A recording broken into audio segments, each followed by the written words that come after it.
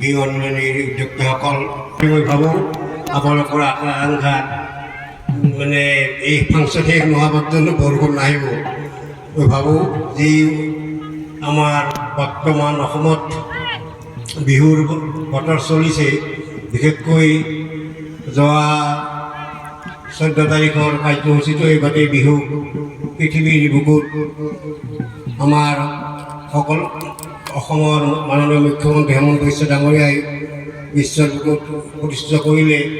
এই সুযোগতে আমি তেখেতক আমি ধন্যবাদ জ্ঞাপন কৰিছোঁ। আৰু আমাৰ অসমৰ বিভিন্ন ঠাইত এতিয়ালৈকে আমাৰ বিহু চলি আছে। তাৰে আমি সিদিনাখন বাগাইতাৰীতে এখন ডাঙৰকৈ বিহু উন্মোচন কৰিছোঁ, আমি তাতে উপভোগ কৰিছোঁ। আজি এই নবিলাবৃত এই বিহু মুকল বিহু উন্মোচন কৰিবলৈ পাই নিজকে ধন্য কৰিছোঁ। আমি জানো বাগাইতাৰী এখন সম্পূৰ্ণভাৱে খিলঞ্জীয়া গাঁও, ইয়াত বিহু অনুষ্ঠিত কৰিবই লাগিব।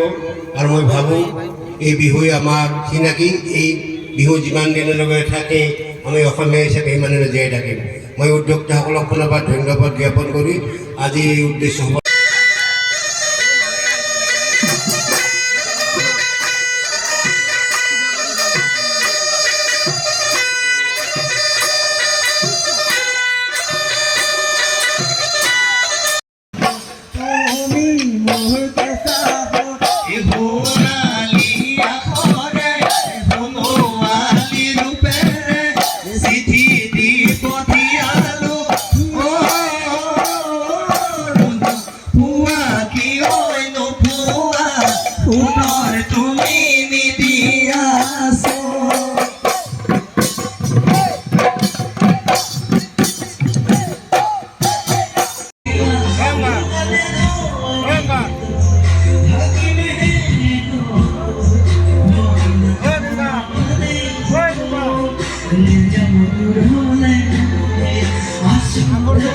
I'm